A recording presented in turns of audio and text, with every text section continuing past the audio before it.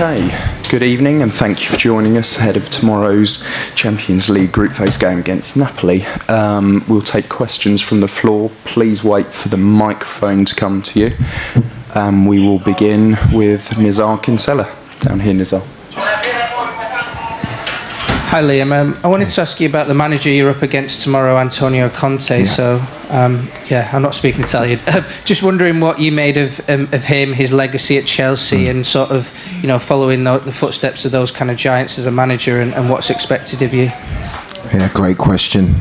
Huge respect for him. Firstly, as a player, he's a magnificent footballer who then went on to have an incredible and still has an incredible career as a coach. I think his passion as a player transmits to passion in his teams, and obviously when I was younger watching Chelsea play in the manner that they did, defensively so strong, Hazard was incredible in those moments. And he's gone on to prove what an amazing manager he is, and he's won many titles, including an incredible title here last year. Gary, down here please. Liam, welcome to Naples. Just a double barrel question really, just to confirm that Cole Palmer's in the squad, he has travelled. He's here. And you would have seen the speculation regarding Cole Palmer. Is he untouchable? Is he happy? Yes and yes. It's simple. Cole's an incredible player. Like I have the guy sitting next to me, many players in the group. I'm not surprised at the timing.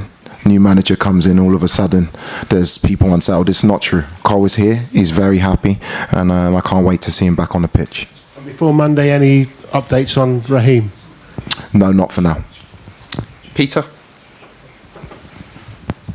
Hi Liam. Chelsea recalled Aaron Anselmino this week. Are we likely to see him involved? What's the latest with him? I'm due to have a conversation with Aaron. He's not back yet on Thursday and Friday. And hopefully from there we can make his situation clearer. He's had a great start to the season at Dortmund, and I need to have a conversation with him about our future plans. Questions for Moises? Yep. Moises, a question for you as well. You've obviously played a lot of football, didn't have much of a pre-season as well. How are you finding it? Your fitness, are you feeling okay? How are you managing? Yeah, I'm so happy. I think we need to adapt as quick as possible. So that's why we are professional footballers. So Matt, down here please. Hi Liam. Just going back to Antonio Conte, he's the last manager to win a Premier League title with Chelsea, 2017. It's 9 years now. Do you think that's too long for a club like Chelsea? And how many more years are the fans going to have to wait, do you think, for another one? No, I think for a club of Chelsea's stature, every year that goes by and you don't win a title or win silverware, you want to win in every year that you're competing in competitions. The difficulty for any club is there's a lot of very, very good teams who are competing. The aim for us long term and in the short term as well is to compete for trophies. Whether it's too long or not, that comes down to the team, that comes down to the coaching and the infrastructure of the club. Gentleman up here, please. Sono Iannicelli di Canale 21. Iannicelli di Canale 21, benvenuto a Napoli. Il Napoli, come sa, ha moltissimi tra infortunati e indisponibili. Pensa che questo inciderà sull'esito della gara, sull'andamento della gara, cambierà i vostri piani di gara e sarà un vantaggio per voi? Thank you for your welcome. No, this is a very, very strong team. I think who have been unfortunate in the recent games that they've played. The games the results haven't followed the performances that Antonio's team have given. We know it's going to be a very, very difficult game in a very, very special atmosphere, and it doesn't change my plans at all because I've been planning for a very difficult game. Simon? A couple of questions for you, Moy. How do you see tomorrow night as a chance for Chelsea to make some kind of statement of winning a ground like Napoli, a sort of a statement similar to the PSG winning the Club World Cup? So first of all, it's gonna be a tough game for sure, because Napoli away with their fans, so it will be an incredible game.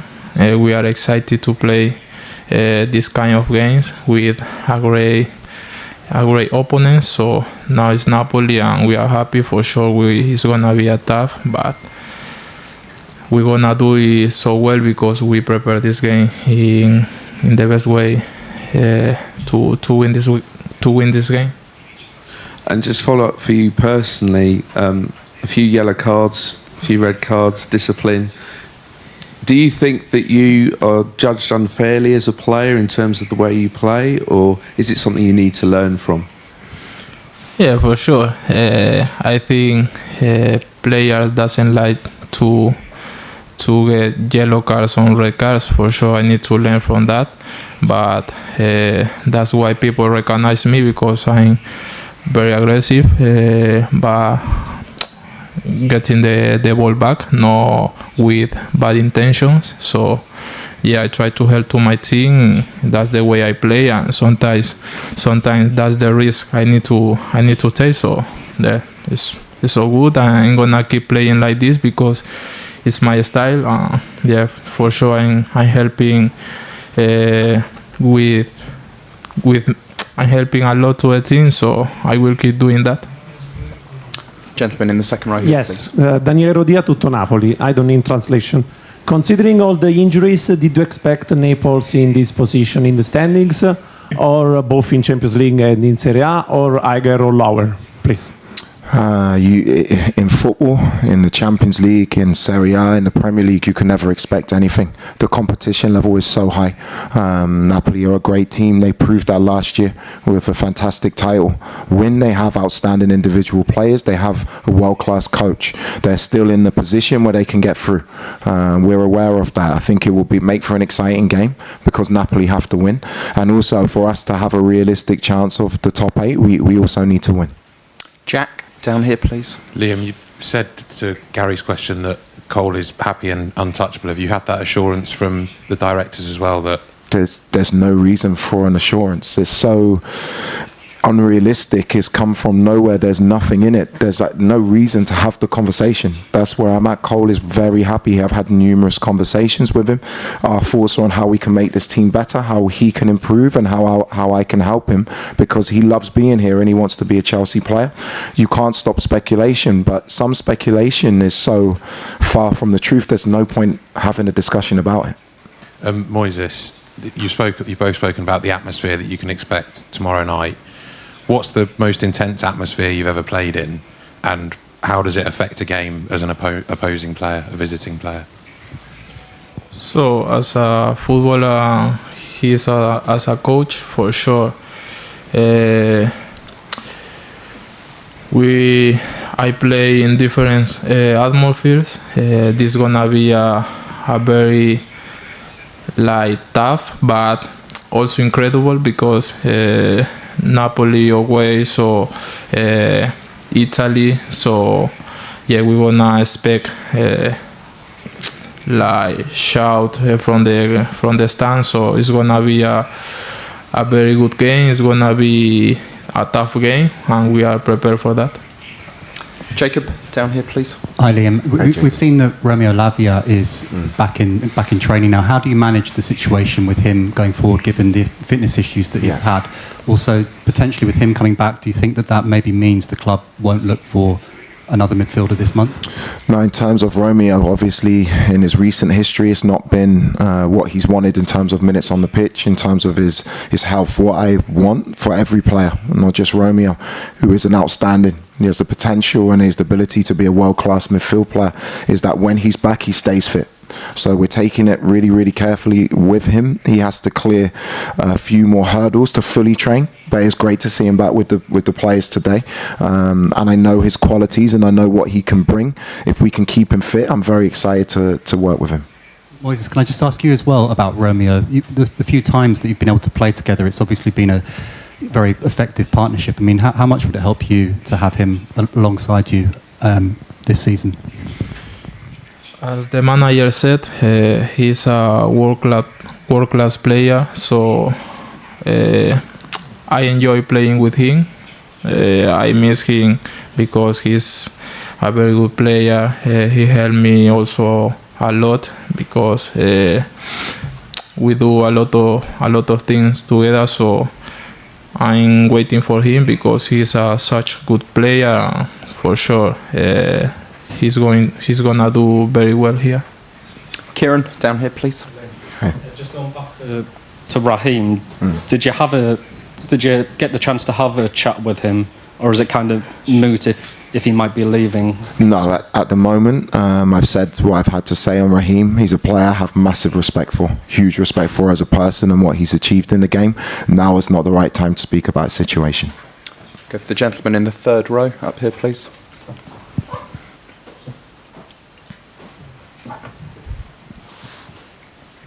Salve, benvenuti a Napoli. Ci ha pensato che nel 2012, nel precedente contro il Napoli, il Chelsea aveva cambiato allenatore, ha incrociato il Napoli, ha eliminato il Napoli e poi è andato a vincere la Champions?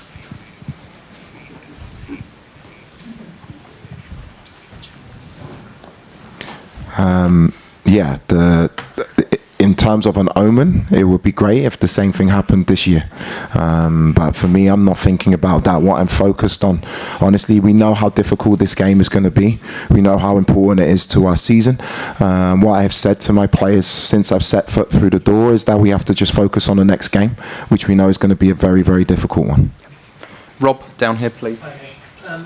With Moises, do you see him still as a young player with potential that needs to be fulfilled, or do you think he's doing now what he was signed to do when Chelsea broke the transfer record for him 3 years ago?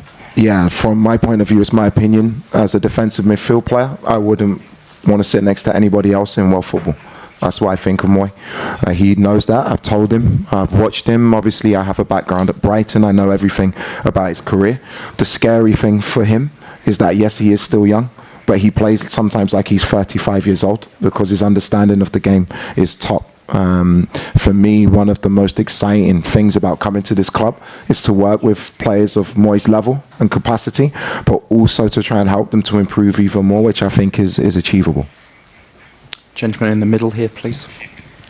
Buonasera, benvenuti a Napoli. Mauro Cucco, il mio Napoli, per chiederle, Scott McTominay è il giocatore più pericoloso di questa squadra, e visto che ha segnato tantissimi gol di testa in Champions, è il capocannoniere del Napoli, se ha preparato qualcosa in tal senso per lui? Firstly, it's great to see Scott move to a special footballing country and have the success that he's had. Seeing the celebrations that he had with the team last year at the end of the season, I'm very happy for him because he's a player obviously from Scotland, from Britain, who's gone on to do great things. I'm not surprised because he's always been an outstanding player and he's showing that now, and we know we need to be very, very prepared tactically for his energy and his movement and his timing in the box and his finishing in terms of scoring goals. Nizar, down here, please. Hi guys, it's just one for both of you. I just wanted to see your views on Diego Maradona and what he meant for football. I'm sure from your generation you probably watched a bit of him as well. Yeah, it's mad. I was just talking to Moy about him on walking through the corridors of the stadium. You can feel the history at the stadium. I'm a little bit older than Moy, so Maradona for me he's an idol, and it's a special. You have to enjoy this career. I worked very hard to be in this position, and I understand the history of this club. Diego was a genius. He's an icon of this city, and yeah, it's a blessing and a pleasure to be able to play in the stadium. Diego Maradona, what's your view of him and his legacy in football? Well, I saw some videos from him, for sure. He's a legend. He's an icon. He did a lot for this sport, so we need to be grateful because I saw in videos to him, and he did so well, and for sure that's why this stadium called like this, like him. So it's so special to be here and play in this stadium. For sure it's gonna be so nice tomorrow. Okay, if there's no more questions, we'll end it there. Thank you, guys. Let's talk about some blockbuster headlines. over the past couple of days with Chelsea's most high-profile player, you'd have to say, in Cole Palmer. There's lots of talk about him potentially leaving. Manchester United, his boyhood club. Could he end up there at some point? What's the perspective from the Manchester United side and maybe the Chelsea side on that as well? I've been talking about this. There's an awful lot of noise around this. The fact of the matter is he has a long-term contract, 7.5 years left on his Chelsea contract. He's on a very good deal there in terms of his weekly wage. I can't see any way that Chelsea would let him go. But more to the point, Manchester United couldn't afford him right now. And they're not looking for any attacking options. I'd be surprised if Manchester United did anything in terms of incomings in this transfer window. They've got a new strategy. They plan to do it transfer window by transfer window. The last window in the summer was when they went big. They spent over £280 million on attacking players. The focus next summer will be on central midfield players, defensive central midfield players. Well, that's not Cole Palmer. I can't see how he would necessarily fit into the United squad right now. He is not a priority for them. It's pretty clear that Cole Palmer is a Manchester United supporter. It's pretty clear that his family are. I think there's some suggestion, and from the people I've been speaking to, some truth in the fact that he's maybe not settled as quickly as he would have liked in the southeast, and that he's still got a lot of family up in the northwest. So maybe there's a pull to draw him back there. But there's a huge difference between that and that player leaving Chelsea to go to Manchester United. Chelsea wouldn't let him go. Manchester United don't want him right now, so it's almost irrelevant what Cole Palmer and his family might want at the moment. And maybe something in the future. Maybe Cole Palmer would like to go to Old Trafford in the future. Maybe United might go for him in the future, but I don't see anything imminent there. United are focused on other areas of the squad, plain and simple. They're not going to let him go, are they? Look, I think behind closed doors, privately, Chelsea will be laughing off these reports. Because Cole Palmer is 22, he was player of the tournament at the Club World Cup. He's had injury problems so far this season, which have prevented him from being at his best. But his contract at Chelsea means that he will be a Chelsea player until he's 30, and he's 22 at the moment. Now, can I see him playing for Manchester United one day? Yes, because he's a United fan. And I think if you were one of his close friends and you were talking to him, he would probably say to you, look, one day I would like to play for Manchester United. But just because he grew up a United fan doesn't mean he's going to end up playing for them. I mean, he was a United fan, but he ended up at the Manchester City Academy. Yeah. And he was working under Jason Wilcox, I think, who was the academy director, who's now the director of football at Manchester United. And there are very good relations between Chelsea and Manchester United. So if United were really interested in signing him, all they would have to do is pick up a phone and call Chelsea. And I'm sure that would never happen. And if it did, Chelsea would just say, are you having a laugh? This is not going to happen. I think his profile in the game at the moment, how much would it cost to sign him? 150, 200 million pounds. United don't have that kind of money, and at the moment they don't need him. Also as well, I just wonder what Chelsea fans make of this. If there was to be any revelation of truth in this, what would Chelsea fans say about one of their star player, a player they absolutely worship, potentially thinking and saying, I want to get to Manchester United, you know, where, with all due respect, United are not at the same level that Chelsea are at the moment. So, look, I think it's tittle-tattle. I think there's maybe some words being said behind the scenes about what may happen in the future. There's family loyalties here. There's words coming out from the family. I don't see any substance in it from Chelsea's perspective or from Manchester United's perspective. I think Chelsea just view him as being untouchable. Talking about untouchable, let's go straight to Naples because Chelsea are facing Napoli, and we're going to be talking about Cole Palmer, and here he is, the untouchable Gary Cottrell. Big Champions League game, Gary. We've just been talking about him, and he could be available for them, couldn't he?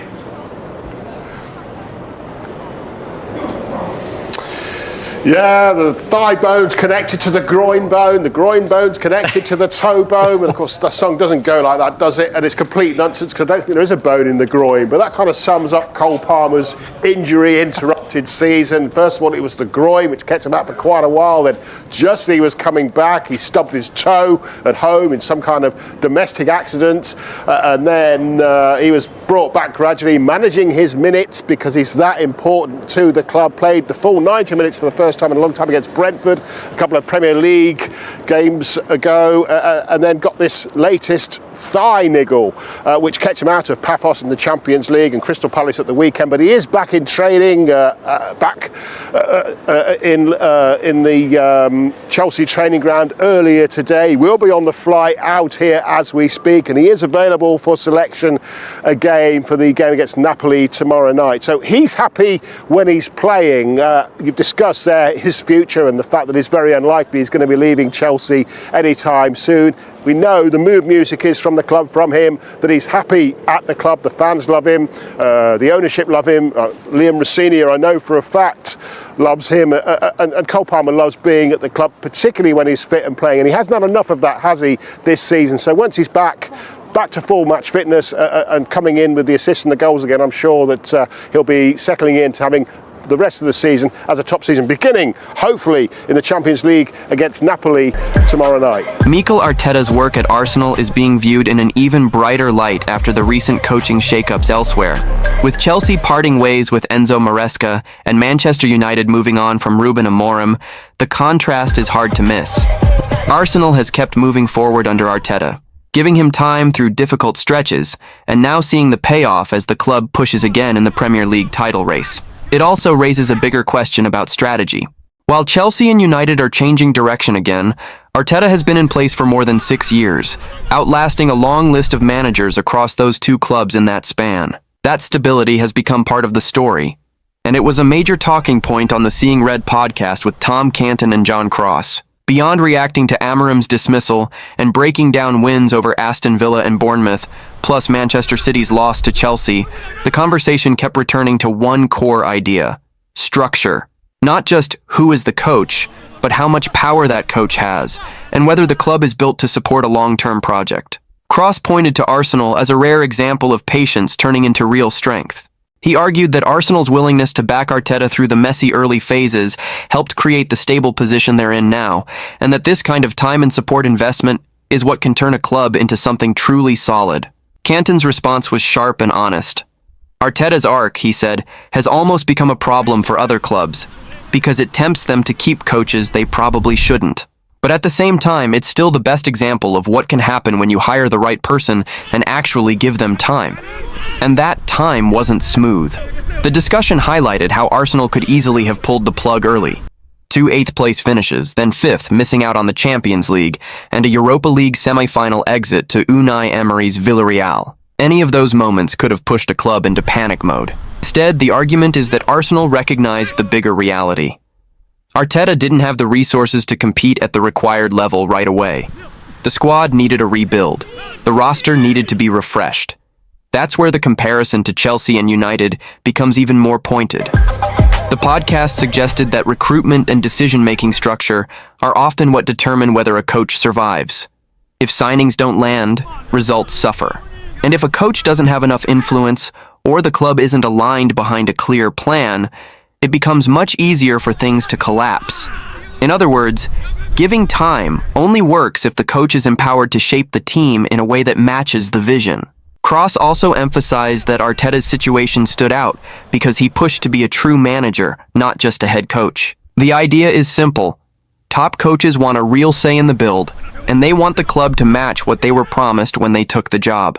The discussion even pointed to how Arteta survived a low moment, like the home loss to Burnley, because the club stayed behind him. And in that period, with fan pressure affected by the COVID-era environment, Arsenal were able to hold their nerve instead of reacting emotionally. Meanwhile, the big unknowns now shift back to Chelsea and Manchester United. Who replaces Amorim? And how will the next chapter look at Chelsea? The answers may come sooner than people expect. But for Arsenal, the reality stays the same. They're stable, they're moving forward, and they're still in the title chase, while others are starting over again. And that contrast can shape how people judge every manager in the league. Because when two massive clubs hit the reset button again, it forces the same question Cross raised on the show. Is the quick switch actually fixing the problem, or just delaying the real work? The bigger takeaway from the discussion is that time isn't a magic solution by itself. It only becomes valuable when the club's structure supports the plan, and when the coach has the influence to push the squad in the direction he believes it needs to go. That's why the distinction between head coach and manager kept coming up. The podcast point is that if a coach is expected to own the results, he usually wants a meaningful say in the decisions that shape those results. And if he doesn't get that, patience alone won't save him. That's also where Arteta's early struggles get reframed. Those finishes and setbacks could have become a reason to panic. Instead, they became evidence of why alignment matters, because Arsenal chose to treat them as part of a build, not a final verdict. And once the squad was reshaped the way the club believed it needed to be, the results started to reflect that long-term approach. So the repercussions aren't just about Arsenal looking stable, it's about how stability changes your margin for error. When you don't reset every year, you're not constantly starting from zero. You're building on decisions, learning from setbacks, and keeping a clearer identity. For Chelsea and Manchester United, the immediate consequence is obvious. They're changing direction again, which means the next appointment carries even more weight. Because every new coach isn't just judged on results. He's judged on whether the club is finally giving him the structure and authority that the role demands. That's why the question at the end matters so much. Who will replace Amorim, and how will Liam Rosenior do at Chelsea? Because those answers will test the exact theme the show kept returning to. Time, support, structure, and control. And for Arsenal, it's a different kind of pressure. Stability doesn't guarantee trophies, but it does keep you in the fight longer.